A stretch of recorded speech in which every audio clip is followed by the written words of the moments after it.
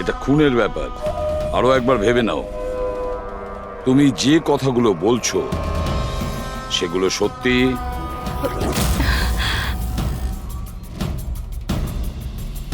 Sir আপনি,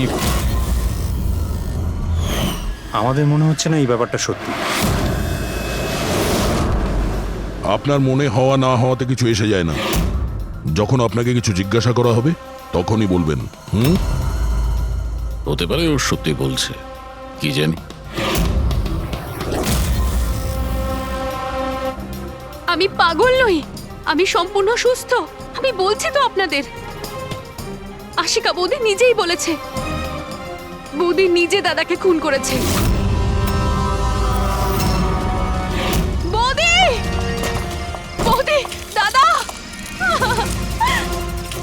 আশিকা বৌদি, বৌদি, বৌদি, বৌদি, বৌদি, থ্যাংক গড বৌদি, বৌদি, বৌদি, এইসব হলো কি করে?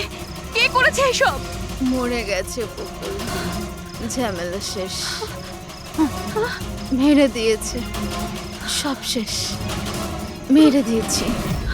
শুধুমাত্র মেরে দিয়েছি বলেই প্রমাণ হয় না যে ওই বকুলকে মেরেছে। এটাও তো হতে পারে যে ও আরো কিছু বলতে চাইছিল। হ্যাঁ,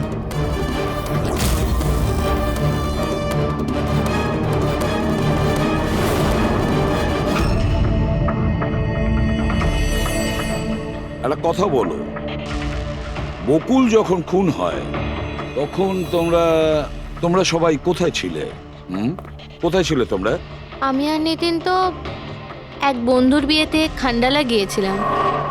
কীর্তির ফোন এলো আর আমরা তাড়াতাড়ি চলে এলাম। আমার বিজনেস মিটিং ছিল হোটেল কিটসে। ওখানে একজন ক্লায়েন্টের সঙ্গে ডিনার ছিল। নিতিনের ফোন পাওয়া মাত্র আমি এখানে চলে আসি। আর আপনি কীর্তি, আপনি কোথায় ছিলেন? আমি তো বাইরে গেছিলাম। কীর্তি বাইরে গিয়েছিল, কাকাবাবু ক্লায়েন্টের সঙ্গে মিটিং এ ব্যস্ত ছিলেন, আর আপনারা দুজন খান্ডালা গিয়েছিলেন। আর সেই সময় বকুল আর আশিকা বাড়িতে একাই ছিল, তাই তো? বকুলদারও তো ব্যাঙ্গালোর যাওয়ার কথা হয়েছিল, দাদার 11টার ফ্লাইট ছিল, আর আশিকা বৌদি তো পার্টিতে গেছিল। আপনারা কেউ বাড়িতে ছিলেন না? তাহলে ব্যাঙ্গালোর যেতে গিয়ে বকুল ফিরে এলো কেন? আর এই আশিকা ও পার্টি থেকে ফিরে এলো কেন? সেটা আপনি গিয়ে আশিকা বৌদিকে জিজ্ঞাসা করুন না, যে বৌদি এত তাড়াতাড়ি কি করে ফিরে এসেছিল। বৌদি তো এটা বলে গেছিল যে বৌদি সকালে ফিরে আসবে। ওটা তো আমরা ওনাকে জিজ্ঞাসা করবই। এবার আপনি বলুন যে আপনি কোথায় ছিলেন তখন? আমার মা তো ব্যান্ড্রায় থাকে, আমার মায়ের হঠাৎ ফুড পয়জনিং হয়েছিল, আমি তো মায়ের কাছে ছিলাম, আর ওখান থেকে ফিরেছিলাম আমি। বাহ দয়া, প্রতিটা কথা এক্সপ্লেনেশন আছে।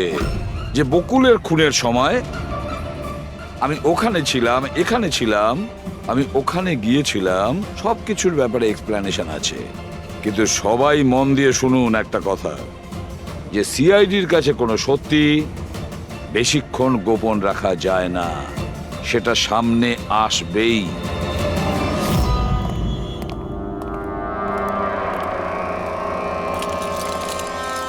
হ্যাঁ, অভিজিৎ, পুরো বডির মধ্যে কাঁচের টুকরো গেঁথে ছিল। আরে হ্যাঁ স্যার, টেস্ট করেও দেখেছি স্যার, এখানে যে রক্তটা আছে সেটার কোথাও নেই স্যার। একটা কাজ করো, বাড়িটাকে খুব ভালো করে তল্লাশি করো, দেখো কিছু না কিছু প্রমাণ নিশ্চয়ই পাবে, তাই না?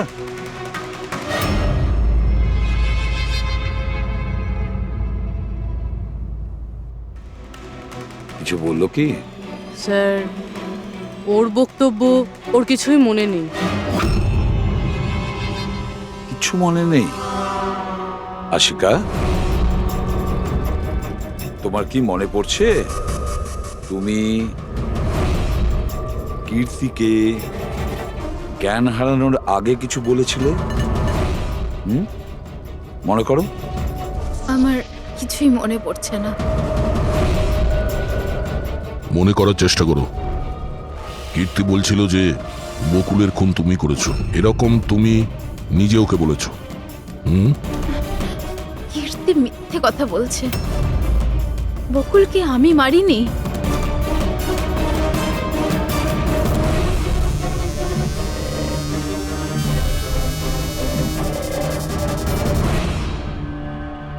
স্যার এ আবার স্মৃতিশক্তি চলে যাওয়ার অ্যাক্টিং করছে না তো? হতে পারে, কারণ বকুল এখানে রক্তাক্ত অবস্থায় পড়ে রয়েছে আর ওর মাথায় সামান্য একটু আঘাত, ব্যাস অজ্ঞান হলো কি করে? সেটাই তো, এর থেকে সত্যিটা বের করতে হবে। কি করে করবেন স্যার?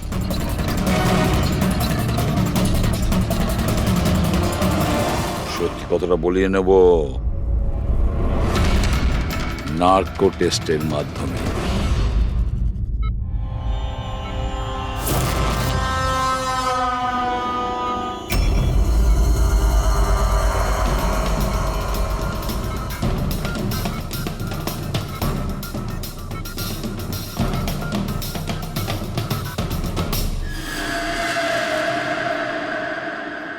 আঠারোই এপ্রিল রাতে যখন পার্টি থেকে বাড়িতে ফেরেন, কি হয়েছিল? আমি বাড়িতে ঢুকলাম, বকুল চিৎকার করছে। তারপর কি হয়েছিল? তারপরে আমি ঘরে গেলাম দেখার জন্য। কি দেখলেন আপনি? আমি গিয়ে দেখলাম যে বকুল ওখানে দাঁড়িয়ে আছে, ওর পিঠ থেকে রক্ত বেরোচ্ছে, আর আমি ওখানে একটা মেয়ের লাশ পড়ে আছে সেটা দেখতে পাই। আমি খুব রেগে গেছিলাম, আর আমি ওখানে পড়ে থাকা একটা কাঁচের টুকরোকে উঠিয়ে নিলাম।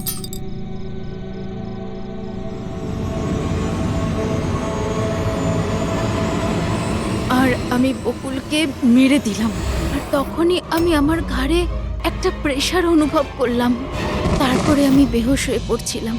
বেহুশ হওয়ার আগে আমি দরজার সামনে একজন মানুষকে দেখতে পাই। কেউ একজন অরেঞ্জ কালারের জ্যাকেট পরেছিল। পুরুষ ছিল না মহিলা? একটা লোক। আচ্ছা, তারপর ও কি করলো? ও আমার কাছে আসছিল, মনে হয় আমাকে মারতে চাইছিল। আচ্ছা আশিকা, তুমি ওখানে কোনো মহিলার লাশ দেখতে পেয়েছো? হ্যাঁ, দেখেছিলাম। মহিলার লাশ? ওখানে তো আমরা কোনো মহিলার লাশই পাইনি। স্যার, আমরা তো বকুলের মার্ডারের তদন্ত করছি, এর মধ্যে আবার নতুন কেস এলো কোথা থেকে? কোন মহিলার লাশ? কে ছিল ওই মহিলা? আমি মনে করতে পারছি না, সবকিছু ধোঁয়া ধোঁয়া লাগছে। আচ্ছা, এ আমাদের বোকা বানাচ্ছে না তো? বুঝে উঠতে পারছি না এ কোন মহিলার কথা বলছে, কোন মহিলার কথা বলতে চাইছে। আশিকা, তুমি বকুলকে কেন মেরেছো? কেন মেরেছো বকুলকে? ঠিকই হয়েছে যে ও মরে গেছে। তাছাড়াও যদি বেঁচে থাকতো তাহলে আমাকে রাস্তায় ভিক্ষে করতে হতো। কেন? ঘাড় ধাক্কা খেতে কেন? চরিত্রহীন প্রমাণ করতে চাইছিল, ডিভোর্স চাইছিল আমার থেকে। আচ্ছা, ওই মৃত মহিলা, উনি কে ছিলেন? আমি আপনাদেরকে বললাম তো, মনে করতে পারছি না। দেখো আশিকা, আমরা ওখানে কোনো মহিলার লাশ খুঁজে পাইনি, তাহলে সেই লাশটা গেল কোথায়? আমার যখন জ্ঞান ফিরছিল তখন ওই লাশও ওখানে ছিল না। আর ওই যে ফ্লোরেসেন্ট অরেঞ্জ কালারের জ্যাকেট পরা লোকটা? ওটা খুবই অস্পষ্ট আমার কাছে, ওই দরজাতেই দাঁড়িয়েছিল। হতে পারে আমার জ্ঞান হারানোর অপেক্ষায় ছিল।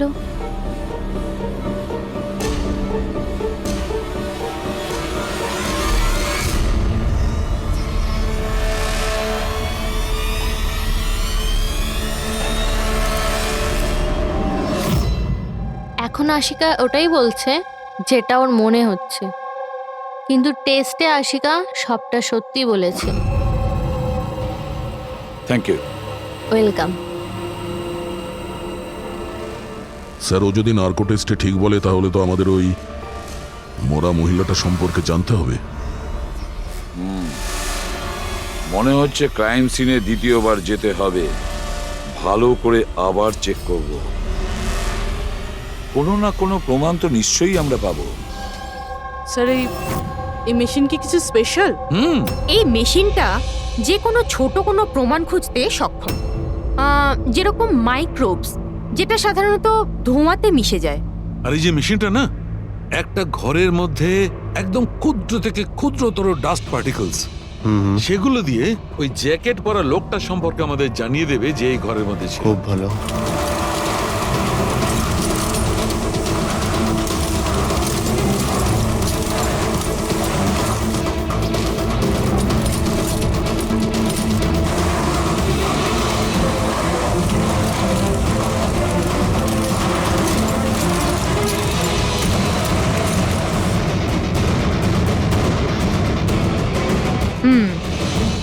এই দেখুন,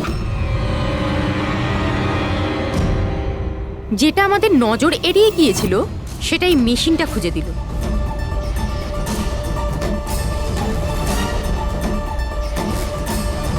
এটা তো মনে হচ্ছে কারণ নখ। তাও আবার নেল পেন্ট লাগানো, ডেফিনেটলি কোনো মহিলারই। কিন্তু স্যার এখানে কিভাবে? হয়তো দৌড়োদৌড়ি, হাতাহাতিতে কোনো জিনিসের সঙ্গে ধাক্কা লাগে আর নখটা পড়ে যায়। বাড়ির সবাইকে চেক করো তো, ওদের কারণ হয়তো।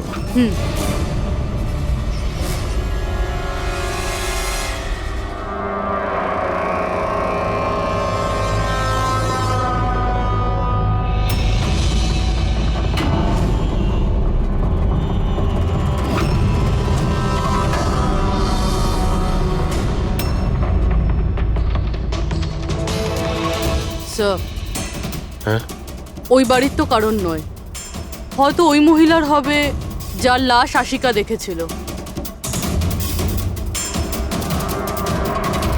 তাই তো মনে হচ্ছে।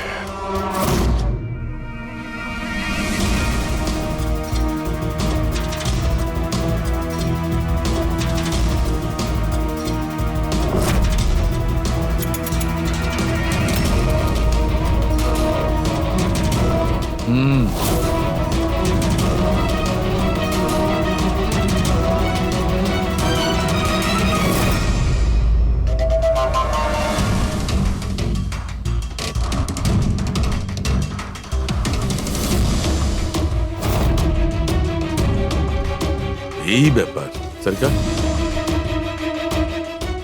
রাইট।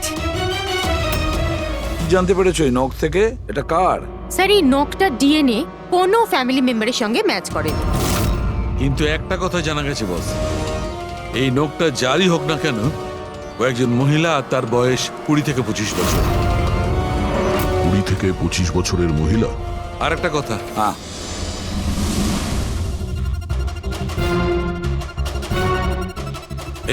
এই যে ছোট্ট ছোট্ট সাদা টুকরোগুলো দেখতে পাচ্ছ, এটা বলতে পারো যে হাই পার্সেন্টেজ অফ নখ থেকে পেয়েছি। এই মেয়েটা ড্রাগ অ্যাডিক্ট ছিল? হ্যাঁ, এটা ওদের পরিবারের কারণ নয়, বাইরের কারণ। স্যার, তার মানে যদি কেউ বাইরে থেকে আসে তাহলে কোনো গাড়ি, অটো বা ট্যাক্সি করেই নিশ্চয়ই আসবে। হ্যাঁ, খোঁজ নিয়ে দেখতে হবে রিক্সাওয়ালা, ট্যাক্সিওয়ালা বা ওদের মতো কেউ ওই মহিলাকে বাড়িতে ছেড়ে দিয়ে এসেছিল কিনা। স্যার, ওই আশিকা বলছিল কোনো সাফাই কর্মী অরেঞ্জ কালারের জ্যাকেট পরেছিল ওখানে। বেহুশ হওয়ার আগে আমি দরজার সামনে একজন মানুষকে দেখতে পাই, কেউ একজন অরেঞ্জ কালারের জ্যাকেট পরেছিল। ও কে, কোথা থেকে এসেছিল, কোথায় উধাও হয়ে গেল, ওর ব্যাপারে খোঁজ নিতে হবে। স্যার, যত ড্রাগ পেডলার্স আছে ওদের কাছে জানতে হবে যে কত মহিলা এই হাই ডোজের ড্রাগস নেয়। অভিজিৎ, একটা কাজ করো, রিক্সাওয়ালা আর ট্যাক্সিওয়ালার কাছে খোঁজ নাও যে ওনাকে বাড়িতে ছেড়ে দিয়ে এসেছিল কিনা, আর মিসিং পার্সনস রিপোর্ট চেক করো। স্যার, শহরে যতগুলো ড্রাগ পেডলার আছে না, সবার কাছে গিয়ে খোঁজ নাও, দেখো ওরা এমন কোনো মহিলাকে চেনে কিনা যে হাই কোয়ালিটি ড্রাগ ব্যবহার করে। আর আমরা গিয়ে ওদের বাড়ির লোকের সঙ্গে কথা বলি, দেখা যাক ওরা কোথায় যায়, কি করে ওই ঘটনার সময়।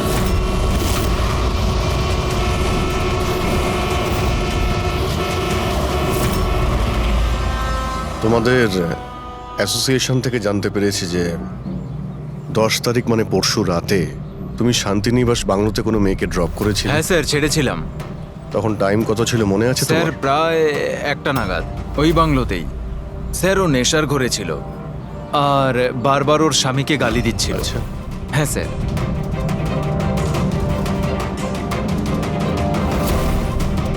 ওই মেয়েটা কি এ ছিল? হ্যাঁ স্যার, এই মেয়েটা ছিল। ওখানে বাংলোর আশেপাশে কোনো গন্ডগোল হয়েছিল কি? না স্যার, গন্ডগোল তো কিছু মনে হয়নি, সবকিছু নর্মালি ছিল। আর একটা গাড়ি দাঁড়িয়ে ছিল, একটা বাইক, আর একটা গার্বেজ ভ্যানও ছিল। Garbage van? হ্যাঁ sir. Sir sir sir sir sir sir, আমিও পরশুদিন একজন মেয়েকে শান্তিনিবাস বাংলোর কাছে নামিয়েছিলাম। কটার সময়? স্যার সম্ভবত 12:30 নাগাদ। আর তুমি একটা সময় নামিয়েছিলে? হ্যাঁ স্যার। আচ্ছা দেখো তো, সেটা কি এই মেয়েটা? না না স্যার, এই মেয়েটা তো নয়। তাহলে একে তুমি একটার সময় নামিয়েছিলে, আর 12:30টার সময় যে মেয়েটাকে তুমি নামিয়েছিলে তাকে আবার দেখলে তুমি চিনতে পারবে? একদম স্যার, নিশ্চয়ই চিনে ফেলবো। গুড, চলো। তোমাদেরকে যে যে প্রশ্ন করব তার সঠিক উত্তর আমার চাই। তুই যদি কেউ মিথ্যে বলো না, তাহলে ভীষণ মুশকিলে পড়ে যাবে, বুঝেছো? স্যার, মিথ্যে কথা বলে কেন নিজেদেরকে বিপদে ফেলবো? হ্যাঁ, তাহলে বলো, যেদিন বকুল খুন হয়েছিল সেদিন কি চেতন তোমার হোটেলে ছিল? হ্যাঁ স্যার, উনি হোটেলেই ছিলেন, আর উনি সব সময় ক্লায়েন্টের সাথেই ছিলেন। উনি ক্লায়েন্টের সাথে ডিনারও করেছেন। আচ্ছা, ঠিক আছে। তোমাদের ক্লায়েন্টদের ডিটেলস চাই আমার, আর সেদিনের সিসিটিভি ফুটেজও। শিনা, কীর্তির মায়ের ফুড পয়জনিং কেন হয়েছিল? খাবারে কি মিশিয়েছিলে? আমি কিচ্ছু মেশাইনি। আন্টি তো বাইরে গেছিলেন। যখন তখন উনি ফিরে এসেছিলেন, ওনার শরীরটা ভালো ছিল না। স্যার, নিতিন আর সিয়া দুজনে সারাদিন বিয়েতেই ছিল। জিজ্ঞেস করার আগে বলছো, মুখস্থ করে এসেছো নাকি? না ম্যাম, যেটা সত্যি সেটাই বলছি। 11টার সময় ফাংশন শেষ হয়ে গেছিল। এরপরে বাকি রইল নিতিন আর শিয়া। ওরা কোথায় গিয়েছিল? স্যার, ওরা মনে হয় নিজেদের রুমে চলে গেছিল।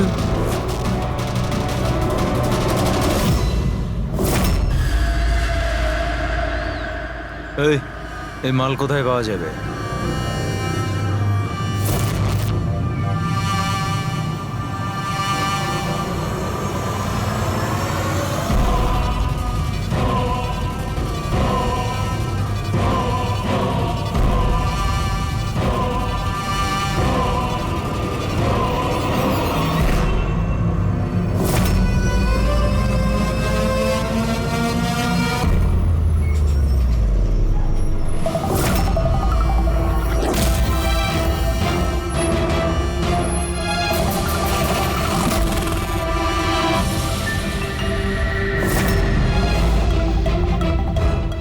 মাল চাই।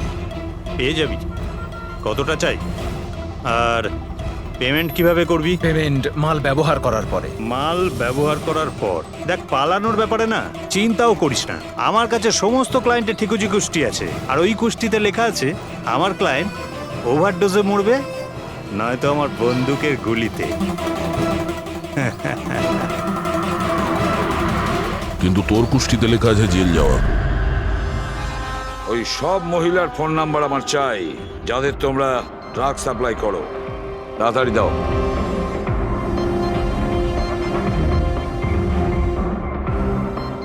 পুরবি, দেখো তো একটু কল করে এই সব নম্বরে। দেখো কেউ আবার উধাও হয়ে যায়নি তো।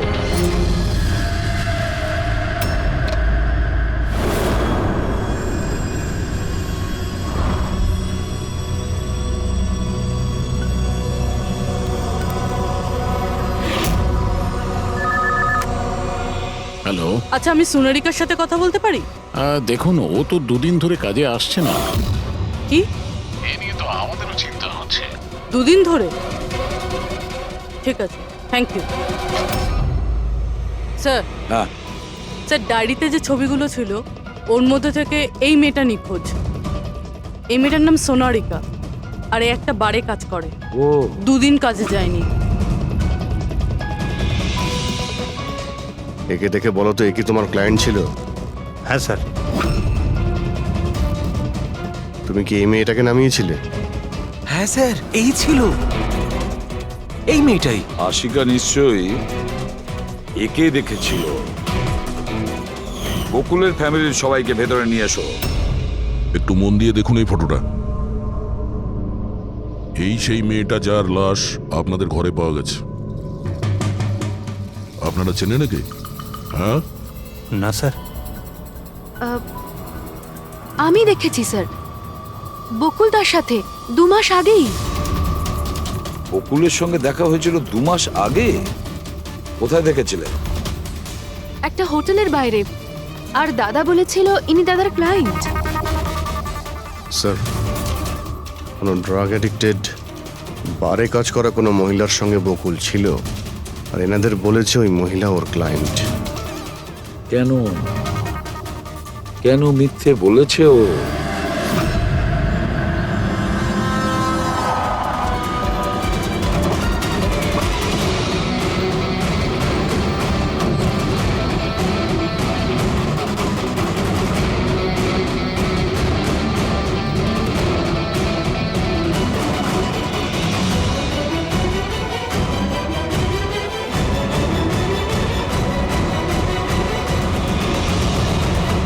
আচ্ছা, সোনারিকা এখানেই কাজ করতো না? আগে হ্যাঁ, এখানেই কাজ করতো। আপনারা কে? সিআইডি। সোনারিকা খুন হয়ে গেছে। সে কি? এই জন্যই দুরাত্রির ধরেও কাজে আসছে না। হ্যাঁ, কিন্তু আমরাও লাশটা পাইনি। আর সাথে সাথে এই এর নাম বকুলেও খুন হয়েছে। আমরা এটা জানতে চাই যে সোনারিকার সঙ্গে এই বকুলের কি সম্পর্ক ছিল? সম্পর্ক কি ছিল তা তো জানি না, তবে হ্যাঁ, এই লোকটা কখনো কখনো আমাদের বারে ওকে নিতে আসতো। এই ব্যাপারে আরো কিছু খবর আপনাদের তেজি দিতে পারবে স্যার। এই তেজিটাকে? স্যার, এই হলো তেজি।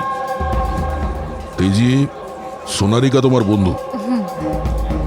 এটা বলো যে এই লোকটার সঙ্গে সোনারিকার কি সম্পর্ক ছিল? স্যার, সোনারিকার সাথে বকুলের অ্যাফেয়ার চলছিল।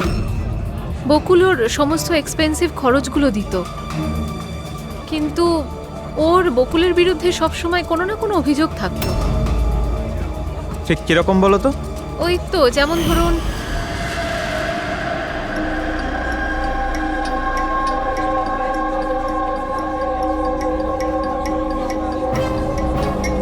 সোনারিকা, কি হয়েছে? আমি বকুলের সাথে এই সম্পর্কটা আর কন্টিনিউ করতে পারবো কিন্তু না। কেন, কি হয়েছে? না এই সম্পর্কটা রেখে আমি কোনো টাকা পয়সা পাচ্ছি না, ওই বকুল নিজের বউকে ডিভোর্স দিচ্ছে। কিছু একটা করতেই হবে। কি করবি তুই? ব্ল্যাকমেল। কি? আমি ওকে ব্ল্যাকমেল করব যে আমাকে এই নাটকটা করতে বাধ্য করেছে। তাহলে কেউ সোনারিকাকে টাকা দিচ্ছিল বকুলের সাথে ভালোবাসার নাটক করার জন্য? মাস্টারমাইন্ড তাহলে অন্য কেউ? হ্যাঁ, আর ওই মাস্টার মাইন্ডই প্ল্যান করে এই সোনারিকা আর বকুলকে মেরে দিয়েছে। কিন্তু আশিকার ওখানে আসা প্ল্যানের মধ্যে ছিল না। বুঝে উঠতে পারছি না যে এই বকুল নিজের ফ্লাইট ছেড়ে বাড়ি কেন ফিরে আসলো। আর স্যার, খুনি যদি বকুলের গার্লফ্রেন্ডকে মারতেই চেয়েছিল, তাহলে অন্য কোথাও মারতে পারতো। ওই বাড়িতেই কেন মারতে গেল? হতে পারে খুনি প্রথম থেকেই জানতো যে বকুলের বাড়িতে কেউ নেই, সেই কারণে ও মিথ্যে কথা বলে সোনারিকাকে ওখানে ডেকেছে, আর সেই সময় বকুল আর আশিকা ওখানে পৌঁছে গেছে। এটা হতে পারে, কিন্তু স্যার, লাশটাকে ঘরের বাইরে কোথায় নিয়ে যেতে পারে আর কিভাবে? কারণ বকুলের বাড়ির সমস্ত গাড়ি তো আগে থেকেই বাইরে ছিল। উনি যদি চাইতো তাহলে লাশটাকে টুকরো করে ওর সুটকেসে নিয়ে যেতে পারতো, বা লাশটাকে টুকরো করে প্লাস্টিকে ভরে ডাস্টবিনেও ফেলে দিতে পারতো। ওই যে ডাস্টবিনগুলো আছে না বাইরে। হ্যাঁ স্যার। একটা গাড়ি দাঁড়িয়েছিল, একটা বাইক, একটা গার্বেজ ভ্যানও ছিল। কি? রাত্রি 1টার সময়? রাত্রি 1টার সময় বাংলোর বাইরে ময়লার গাড়ি দাঁড়িয়ে ছিল? তার মানে স্যার এই খুনটা প্ল্যান করা ছিল। খুনি গার্বেজ ভ্যান নিয়ে এসেছিল লাশটাকে সরিয়ে ফেলার জন্য। আর স্যার, এই ফ্লুরোসেন্ট অরেঞ্জ কাপড় গার্বেজ ভ্যানের লোকেরাই তো পরে। স্যার, হ্যাঁ, চেতন যেই কোম্পানির বিজনেস ডিনারে গিয়েছিল, এই নামে কোনো কোম্পানিই নেই। আমার বিজনেস মিটিং ছিল হোটেল কিটসে। আর কীর্তির মা বাইরের কিছুই খায়নি। আমার মা ব্যান্ড্রয় থাকেন। মায়ের হঠাৎ করে ফুড পয়জনিং হয়েছিল, আমি তাই মায়ের কাছে আবার একবার ফুড পয়জন হোক কেমন? ঠিক আছে, এটাও জানা দরকার যে যে রাতে বকুল আর ওই মেয়েটা খুন হয়েছে, কি বলো? ওনার মেড সিনার কথা অনুযায়ী ওনার এই অবস্থা ঘরের খাবার খেয়ে হয়নি। হ্যাঁ, এটা সত্যি। মা ঘরের কোনো খাবার খায়নি, বরং মা তো আমাকে বলছিল যে মা ড্রাইভারের সাথে কোথাও বাইরে গেছিল আর কারে বসে কিছু ওষুধ খেয়েছিল। ওষুধ খেয়েছিল? হ্যাঁ, আমাদের ড্রাইভার অমনও তাই বলছিল। তোমাদের ড্রাইভার এখন কোথায়? স্যার, আমি সমস্ত ড্রাইভারদের নিয়ে এসেছি যারা গার্বেজ ভ্যান চালায়। আমরা একটা গার্বেজ ভ্যানের সন্ধান পেয়েছি, যেটা মাঝরাতে রাস্তার মাঝখানে দাঁড়িয়েছিল, যাতে লাশ বয়ে নিয়ে যাওয়া হয়েছিল। ভ্যানের ব্যাপারে জানতে পেরে গিয়েছি। সার্ভেলেন্স ক্যামেরাতে আমরা সেটা পরিষ্কার দেখতে পেয়েছি। কেন?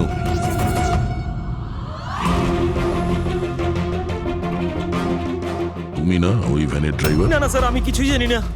আমার ভাই নিয়ে গেছিল ওই ভ্যানটাকে, আর এবারে ও সেটাকে কোথায় নিয়ে গেছিল, কেন নিয়ে গেছিল, আমাকে কিছুই বলেনি ও স্যার। ফোন করো কে? হ্যাঁ স্যার। হ্যাঁ হ্যালো, হ্যাঁ ভাই কোথায় আছিস রে তুই?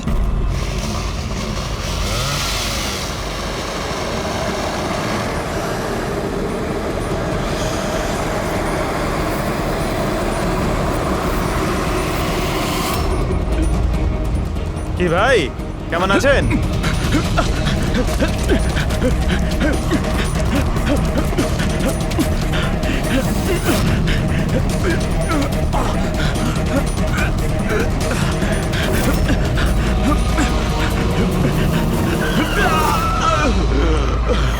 স্যার, আমি সব সত্যি কথা বলছি। আমি যা কিছু করেছি ওই ফোন কলের ভিত্তিতেই করেছি। বকুল স্যারের বাংলো থেকে কল করেছিল। কে ফোন করেছিল বকুলের বাংলো থেকে? আমি তো তাকে কখনো দেখিনি, শুধু গলার স্বর শুনেছিলাম। মহিলা ছিল না পুরুষ? স্যার, কখনো কখনো মহিলার গলার স্বরেও ফোন আসতো, আর কখনো পুরুষেরও। স্যার, সে যেই হোক না কেন, সে বকুলের বাড়ির লোকই। কিন্তু তুই এগুলো করেছিস কেন? কেউ ফোনে কিছু বলে দিল তুই করে দিবি? হ্যাঁ স্যার, আমাকে লোভ দেখানো হয়েছিল যে আমার 5 লাখের দেনা শোধ করে দেওয়া হবে যদি ওনার কথা আমি শুনি। তো স্যার, আমি লোভে পড়ে গিয়েছিলাম স্যার। আমি কোনো খুন করিনি স্যার, আমি শুধু লাশটার একটা ব্যবস্থা করেছিলাম স্যার। লাশ কোথায়?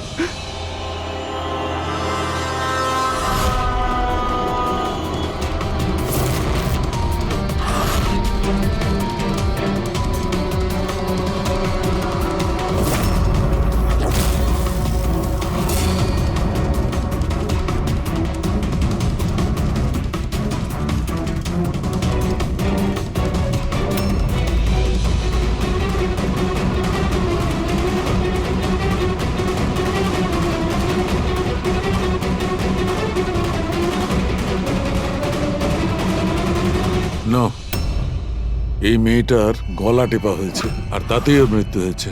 এই জন্য এর খুনের কোনো চিহ্ন খুঁজে পাওয়া যায়নি ক্রাইম সিন থেকে। আর এর পায়ের বুড়ো আঙ্গুলের নখটাও ভাঙা রয়েছে।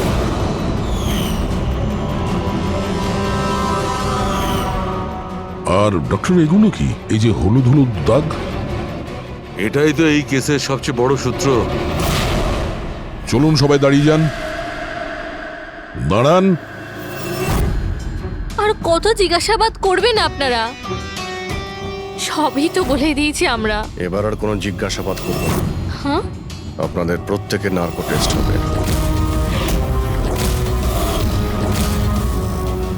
Narco test? কিন্তু কেন? কারণ আপনাদের মধ্যে কেউ যে সত্যিটা বলছে না। আপনাদের কাছে কোর্টের পারমিশন আছে এই নার্কো টেস্টের জন্য?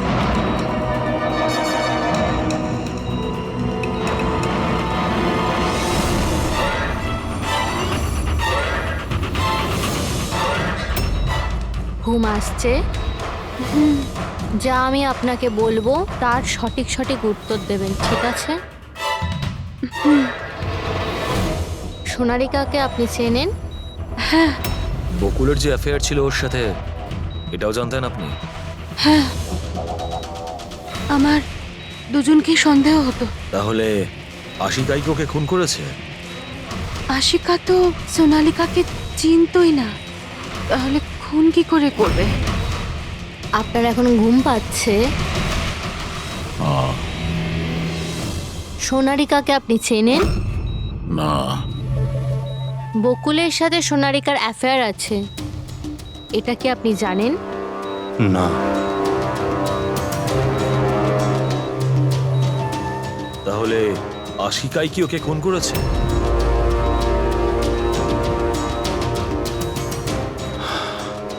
আশিকা সোনালীকে চিনত, আর এই আশিকাই বকুল আর সোনালীকে খুন করেছিল। ও নিজেই এই খুনের ষড়যন্ত্রটা রচনা করেছিল। আশিকা চালচলন কিছুদিন ধরেই খুব অদ্ভুত লাগছিল। এই কথাটা আমি বকুলকে বলেছিলাম। কি হয়েছে স্যার? কিছুই হয়নি নিতিন, শুধু এটাই বলার ছিল টুথ সিরাম অ্যাপ্লাই করলে মানুষ শুধু এটুকুই উত্তর দেয় যতটুকু তাকে প্রশ্ন করা হয়, এর থেকে বেশি কিছু বলে না। ব্যাপারটা হলো মানুষের ব্রেন নিজের মেমোরি শেয়ার করে, কিন্তু ওপিনিয়ন দেয় না, যেটা তুমি দিয়েছো। এখন সব কথাগুলো সত্যি সত্যি বলে দে, নাহলে তোকে আসল সিরামটা দিতে হবে। আসল সত্যিটা মানে আমরা যে ইঞ্জেকশনটা দিয়েছিলাম ওটা আসল ট্রুথ সিরাম ছিল না, ওটা গ্লুকোজ ইঞ্জেকশন ছিল। হোয়াট? তোমাকে আমরা আগেই সন্দেহ করেছিলাম, কিন্তু চেয়েছিলাম সব সত্যিটা তুমি নিজের মুখেই স্বীকার করো। নিতিন, সবকিছু তুমি খুব চতুর ভাবে দিয়েছো, কিন্তু মেয়েটার গলায় যে হলুদ রং লেগেছিল না, সেটাই তোমাকে ধরিয়ে দিয়েছে। সেই হলুদ যেটা বিয়ের সময় তোমার হাতে লেগেছিল। এই যে হলুদ রঙের পার্টিকেলস গুলো দেখতে পাচ্ছ, এইগুলো আসলে হলুদ, আর এই হলুদের সঙ্গে আটা আর তেল মেশানো হয়েছিল। আটা, তেল আর হলুদ। মুখে কোনো হলুদ নেই, শুধু এইখানে, এই গলার কাছে। কোথা থেকে আসতে পারে এই হলুদ? স্যার শিয়া বলছিল যে ওরা খান্ডালা গেছিল বিয়ের জন্য, আর ওখানে গায়ে হলুদের অনুষ্ঠানে যুক্ত হয়েছিল।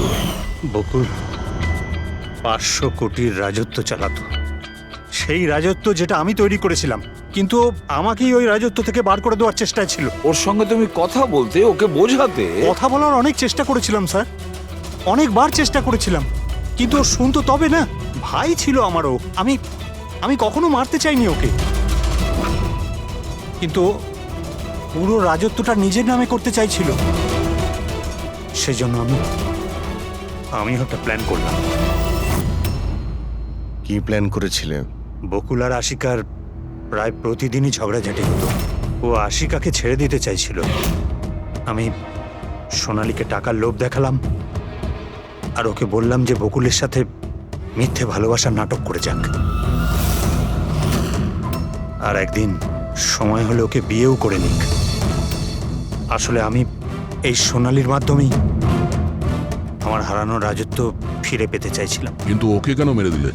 ও তো তোমার সঙ্গই দিচ্ছিল। সেটা প্রথমে স্যার, কিন্তু পরেও আমাকে ব্ল্যাকমেল করা শুরু করলো। আর সেই জন্যই তুমি মেয়েটিকে কায়দা করে বাড়িতে ডেকে নিয়েছো।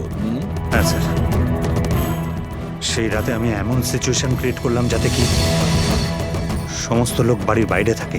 আমিও ওয়াইফকে নিয়ে খান্ডালা চলে গেলাম, আর যেই আমার ওয়াইফ ওষুধ খেয়ে শুয়ে পড়লো, আমি সঙ্গে সঙ্গে ট্যাক্সি নিয়ে এখানে চলে এলাম, আর আমনকেও ডেকে নিলাম। সোনালীর ঘরে পৌঁছতেই, দেখো সোনালী, আমার কথাটা বোঝার চেষ্টা করো। যদি এই মাঝপথে তুমি আমার সঙ্গটা ছেড়ে দাও, তো আমার পুরো প্ল্যানটা বানচাল হয়ে যাবে। হয়ে যাক তোমার সব প্ল্যান বানচাল, আমার কিচ্ছু যায় আসে না তাতে। আর এমনিতেও ওই বকুলের প্রতি আমার কোনো ইন্টারেস্ট নেই। আমি ওকে ভালোবাসি না, আর ওকে বিয়েও করতে চাই না।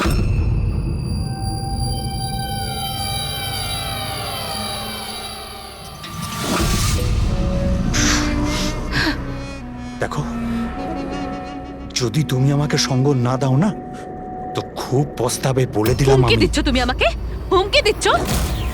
হ্যাঁ, এমনটাই ভেবে নাও।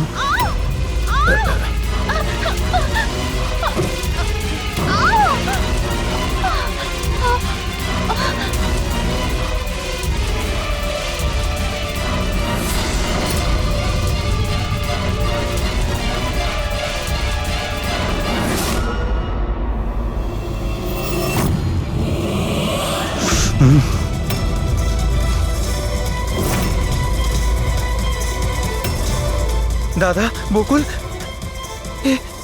এটা কি করলে তুমি? না না, এই সোনালি আমাকে ফাঁসানোর চেষ্টা সোনালি, করছে। আমি পুলিশকে ফোন করব। আমি এক্ষুনি ফোন করছি। বকুল!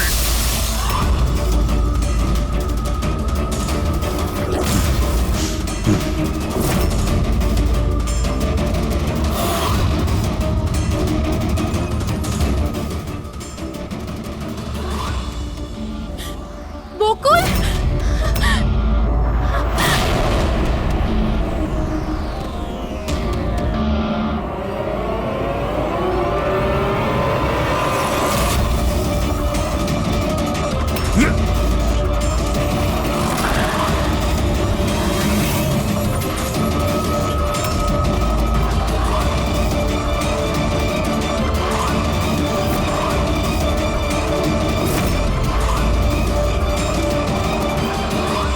আমি অমনকে ফোনে প্রথমেই বলে দিয়েছিলাম সোনালির লাশটা একেবারে সরিয়ে ফেলতে, আর ও একেবারে সেই কাজটাই করেছিল। টাকার লোভে পড়ে তুমি এতটাই অন্ধ হয়েছিলে যে নিজের সম্পর্কটাই ভুলে গিয়েছিলে, নিজের ভাইয়ের প্রাণটা নিয়ে নিয়েছো, আর তার উপরেও নিজের সঙ্গী মেয়েটিকেও খুন করলে তুমি।